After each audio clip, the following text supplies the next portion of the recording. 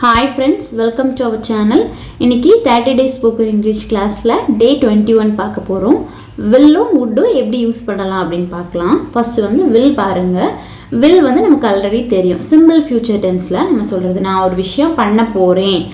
நாளைக்கு நான் இத பண்ணுவேன் அந்த மாதிரி future action சொல்ற இடத்துல இந்த will வந்து நம்ம யூஸ் பண்ணுவோம். ஓகேவா?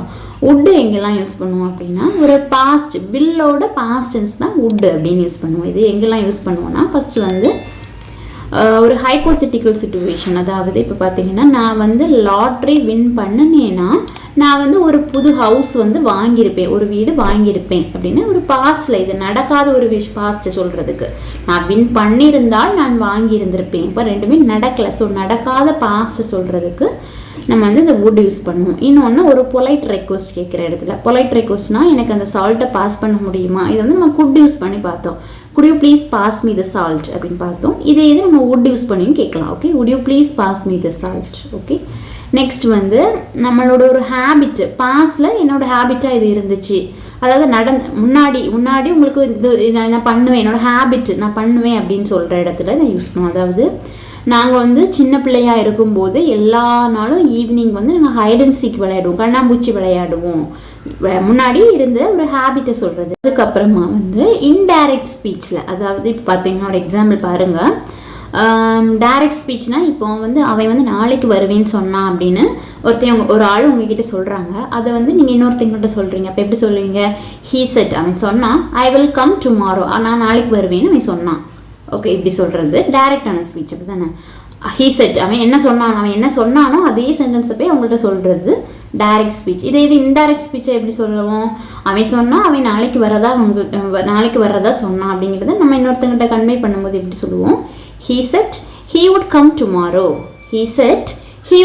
tomorrow. அவன் வந்து நாளைக்கு வரதா அவன் என்கிட்ட சொன்னான் அப்படின்னு நம்ம அவங்கள்ட்ட சொல்கிறது. இந்த மாதிரி இடத்துல வந்து நம்ம வந்து would யூஸ் பண்ணுவோம். அப்போ என்னெல்லாம் ஒரு ஹைப்போதெட்டிக்கல் சிச்சுவேஷன் அப்படின்னா என்னென்னா நடக்காத ஒரு விஷயம் பாஸ்டில் நடக்காத ஒரு விஷயம் இது நடந்திருந்தால் நான் இதை பண்ணியிருப்பேன் அப்படின்னு சொல்கிற இடத்துல நம்ம would யூஸ் பண்ணுவோம். இன்னொன்று பொலைட்டாக ஒரு ரெக்வஸ்ட் கேட்குற இடத்துல யூஸ் பண்ணுவோம்.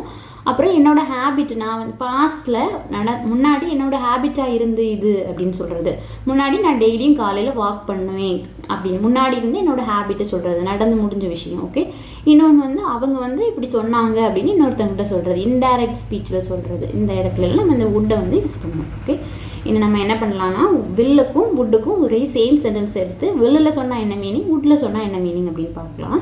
இப்போ பாருங்கள் இப்போ வந்து ஒருத்தங்க அவங்கக்கிட்ட சொல்கிறாங்க நான் நாளைக்கு வந்து சென்னை போகிறேன் இந்த ட்ரெயினில் போகிறேன் அப்படின்னு சொல்கிறாங்க. அப்போ உங்களுக்கு வந்து இந்த ட்ரெயின் எப்போ ரீச் ஆகும் அப்படின்னு தெரியும்.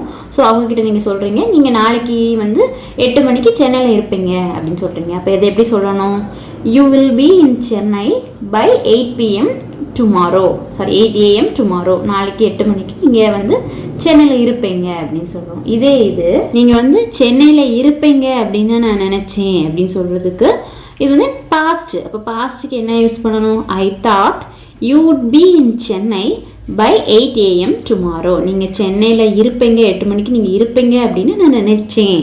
ஓகே பாஸ்டில் ஒரு விஷயம் சொல்லும்போது நம்ம அந்த இடத்துல would யூஸ் பண்ணணும். இன்னொரு சென்டென்ஸ் பாருங்கள் எனக்கு வந்து பசிக்கலை ஸோ அதனால் நான் வந்து கொஞ்சம் ஆரஞ்சு ஜூஸை வந்து எடுத்துக்கிறேன் அப்படின்னு எப்படி சொல்கிறது நான் வந்து எனக்கு பசிக்கலை நான் அதனால் ஆரஞ்சு ஜூஸ் இப்போ உங்கள்கிட்ட வந்து யாராவது நீங்கள் சாப்பிட்றீங்களா அப்படின்னு கேட்குறாங்க. அப்போ இல்லை எனக்கு இப்போ பசிக்கலை நான் கொஞ்சம் ஆரஞ்சு ஜூஸ் வந்து சாப்பிட்றேன் இப்போ எடுத்துக்கிடுறேன் அப்புறமா எடுத்துக்கிடுறேன் அப்படின்னு சொல்கிறீங்க.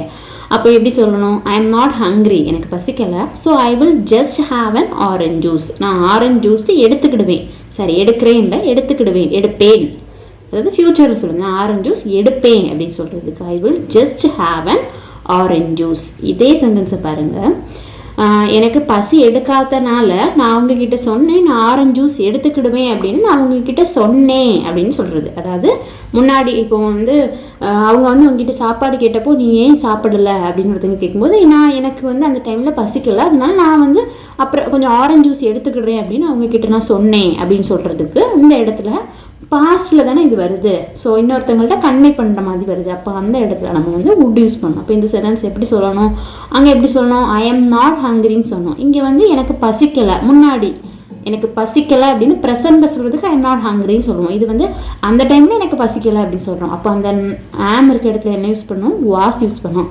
ஐ வாஸ் நாட் ஹங்கிரி எனக்கு பசிக்கலை அப்போ பசிக்காமல் இருந்துச்சு. ஸோ ஐ செட், ஸோ அதனால் நான் சொன்னேன் தட் என்ன சொன்னேன்னா I would just have an orange juice. அங்கே I will just have an orange juice சொன்னேன். நான் எடுத்துப்பேன் அப்படின்னு சொன்னேன், நான் எடுத்துக்கிட்டேன்னு சொன்னேன். So I would just have an orange juice. இதுக்கும் வுட்டுக்கும் உள்ள டிஃப்ரென்ஸ் இப்போ உங்களுக்கு புரிஞ்சிச்சா? இன்னொரு எக்ஸாம்பிள் பாருங்கள். இப்போ வந்து நீங்கள் வந்து ஒரு ஹாஸ்பிட்டலுக்கு அப்படி இல்லைன்னா ஒரு ஸ்கேன் சென்டர் எங்கேயோ ஒரு இடத்துக்கு போயிருக்கீங்க. இப்போ அவங்க சொல்கிறாங்க நாங்கள் வந்து உங்களோட ரிப்போர்ட் எல்லாத்தையுமே நாங்கள் மெயிலில் பண்ணுறோம் அப்படின்னு உங்ககிட்ட டேரெக்டாக சொல்கிறாங்க. நான் வந்து உங்களுக்கு மெயில் பண்ணுறேன் அப்படின்னு உங்கள்கிட்ட இப்போ டேரெக்டாக சொல்கிறாங்க. அப்போ அது எப்படி அவங்க சொல்லுவாங்க? I will send you all the details by email. Okay, I will send you all the details by email. நான் உங்களுக்கு மெயிலில் எல்லாத்தையும் சென்ட் பண்ணுறேன் அப்படின்னு சொல்கிறாங்க. இதே இது உங்களுக்காக வெளியே ஒருத்தங்க வெயிட் பண்ணிட்டு இருக்காங்க. அப்போ அவங்க கேட்குறாங்க ரிப்போர்ட்லாம் கலெக்ட் பண்ணிட்டியா அப்படின்னு உங்ககிட்ட கேட்கும்போது இப்படி சொல்கிறீங்க. அவங்க சொன்னாங்க அவங்க வந்து ரிப்போர்ட் எல்லாமே எனக்கு சென்ட் பண்ணுறதா சொன்னாங்க அப்படின்னு சொல்லணும். அப்போ அதை எப்படி சொல்லணும்? ஷீ செட், அவங்க சொன்னாங்க she would send me all the details by email. அவங்க எல்லா டீட்டெயில்ஸும் எனக்கு மெயில் பண்ணுறதா சொன்னாங்க அப்படின்னு கன்வே பண்ணுற இன்னொரு இடத்துல ஒருத்தங்கக்கிட்ட சொல்கிற இடத்துல நம்ம வந்து இந்த would யூஸ் பண்ணுவோம். ஓகே, அப்போ will வந்து எதுக்கெல்லாம் யூஸ் பண்ணுவோம்? சிம்பிள் ஃபியூச்சருக்கு யூஸ் பண்ணுவோம். would வந்து ஒருத்தங்க சொன்ன விஷயத்தை இன்னொருத்தங்கிட்ட சொல்கிறதுக்கும், ஹைப்போதெட்டிக்கல் சிச்சுவேஷன் அப்படின்னா நான் வந்து இப்படி இருந்தால் ஒரு இமேஜினரியாக ஒரு விஷயத்தை சொல்கிறதுக்கு, எனக்கு வந்து விங்ஸ் இருந்தால் நான் பறந்துருப்பேன், எனக்கு ரெக்கை இருந்தால் நான் பறந்துருப்பேன், இது வந்து ஒரு இமேஜினரியாக சொல்கிறது தானே. இருந்திருந்தால் நான் செய்திருப்பேன், நான் லாட்ரி வின் பண்ணியிருந்தால் வீடு வாங்கியிருப்பேன், நான் இப்படி இருந்தால் அப்படி பண்ணியிருப்பேன் அப்படின்னு இமேஜினரியாட்டு சொல்கிறது. இதுதான் ஹைப்போதெட்டிக்கல் சிச்சுவேஷன் சொல்லுவோம். இந்த இடத்துல நம்ம இதை யூஸ் பண்ணுவோம். இன்னொன்று ஒரு பொலைட் ரெக்வஸ்ட் கேட்குற இடத்துல சொல்லுறது. இன்னொன்று ஒரு பாஸ்ட் ஹேபிட், அதாவது நான் வந்து சின்ன பிள்ளையாக இருக்கும்போது நல்ல மரம் ஏறுவேன், அப்புறமா நான் எங்கே இருக்கும்போது நிறைய வாக் போவேன் அப்படின்னு, நான் இப்படி இருக்கும்போது நான் இப்படி பண்ணுவேன். பாஸ்டில் என்னோடய ஹேபிட்டை வந்து சொல்கிறது. நான் மார்னிங் வந்து வாக் போவது எனக்கு என்னோடய வழக்கமாக இருந்துச்சு முன்னாடி அப்படின்னு பாஸ்டில் நடந்து என்னோடய ஹேபிட்டை சொல்கிற இடத்துலையும் இதை யூஸ் பண்ணுவோம். ஓகே, இன்னொன்று இந்த இன்டைரக்ட் ஸ்பீச், ஒருத்தவங்க உங்ககிட்ட டைரெக்டாக சொன்னதை மற்றவங்கள்ட்ட போய் அவங்க இப்படி சொன்னாங்க அப்படின்னு சொல்கிறது. இன்டைரக்ட் ஸ்பீச்லையும் நம்ம இந்த would யூஸ் பண்ணுவோம். ஓகே, நம்ம எக்ஸாம்பிள் சென்டென்ஸ் பார்க்கலாம். இது கிளியர் ஆகிருக்கும்னு நினைக்கிறேன். இன்னும் நிறைய எக்ஸாம்பிள் சென்டென்ஸ் பார்க்கும்போது உங்களுக்கு கம்ப்ளீட் கிளியர் ஆகும். டவுட் இருந்தால் கமெண்ட் செக்ஷனில் கேளுங்க. ஓகே, ஃபஸ்ட்டு எக்ஸாம்பிள் சென்டென்ஸ் பாருங்கள். ஃபஸ்ட்டு சென்டென்ஸ், அவள் வந்து நாளைக்கு மீட்டிங் அட்டன் பண்ணுவா.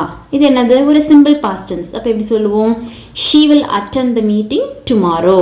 She will attend the meeting tomorrow. அவள் நாளைக்கு மீட்டிங் வந்து அட்டன் பண்ணுவா அப்படின்னு சொல்கிறது. நெக்ஸ்ட்டு, நான் வந்து அடுத்த வாரத்துலேருந்து நான் வந்து கண்டினியூஸாக எக்ஸசைஸ் செய்ய தொடங்குவேன். நான் வந்து செய்ய தொடங்குவேன் அப்படின்னு சொல்கிறது. I will start exercising regularly from next week. அடுத்த வாரத்துலேருந்து நான் வந்து எக்ஸசைஸ் வந்து செய்ய தொடங்குவேன். இது வந்து சிம்பிள் பாஸ்ட் டென்ஸ். ஓகேவா?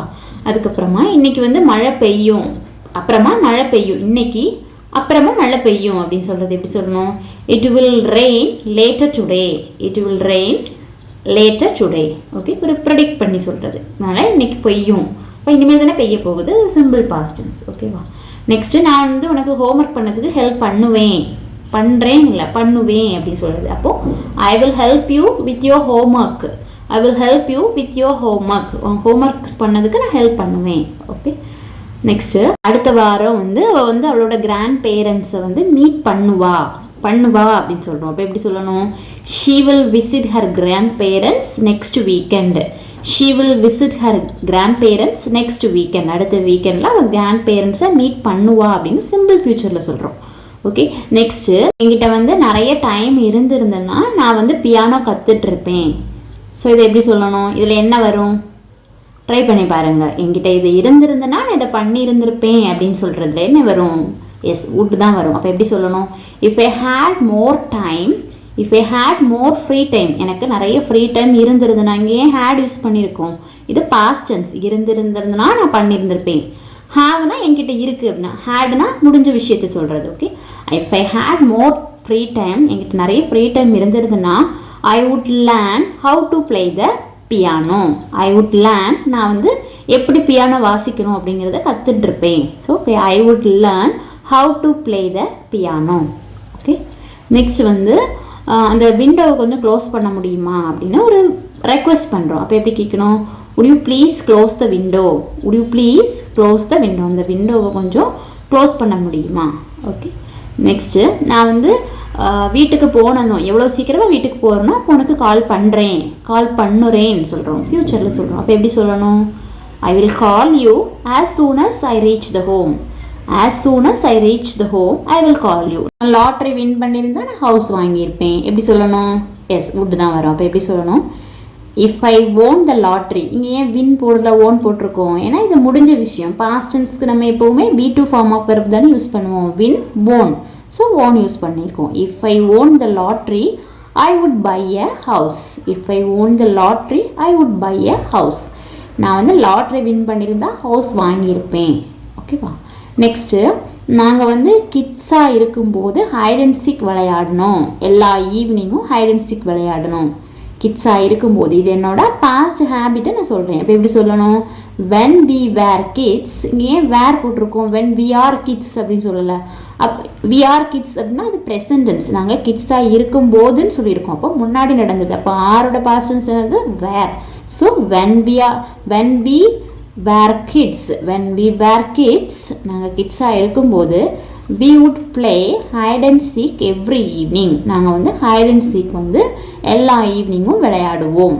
ஓகே, நான் இப்படி இருக்கும்போது இப்படி பண்ணணும். என்னோட பாஸ்ட் ஹேபிட்டை சொல்கிற இடத்துல நம்ம இதை யூஸ் பண்ணியிருக்கோம். ஓகே, ஒரு சிம்பிள் ஹோம்ஒர்க் சென்டென்ஸ் கொடுக்குறேன், ட்ரை பண்ணி பாருங்கள். இது ரொம்ப ஈஸியாக தான் இருக்கும். ஃபஸ்ட்டு சென்டென்ஸ் பாருங்கள். நாங்கள் வந்து குழந்தையாக இருந்தபோது கோடை காலத்தை கடற்கரையில் கழிப்போம். நாங்கள் கோடை காலத்தை வந்து சம்மரை வந்து பீச்சில் வந்து நிறைய நேரம் அங்கே ஸ்பெண்ட் பண்ணுவோம் நாங்கள் சின்ன பிள்ளையாக இருக்கும்போது. ஓகே, இதை எப்படி சொல்லணும்னு ட்ரை பண்ணுங்கள். இது ஈஸியாக தான் இருக்கும். நெக்ஸ்ட் இன்னொரு சென்டென்ஸ் வந்து நாளைக்கு வந்து நல்ல கடும் பனி பெய்யும். நாளை கடும் பனி பெய்யும். இந்த ரெண்டையும் எப்படி சொல்லணும்னு ட்ரை பண்ணி பாருங்கள். ஒன்று வில் வச்சு வரும், இன்னொன்று வுட் வச்சு வரும். எப்படி யூஸ் பண்ணணும் உங்களுக்கு தெரியும். டவுட் இருந்தால் கமெண்ட் செக்ஷனில் கேளுங்க. வீடியோ மறக்காமல் லைக் பண்ணுங்கள். தேங்க்யூ ஃபார் வாட்சிங். மறக்காமல் வீடியோ லைக் பண்ணுங்கள். தேங்க்யூ.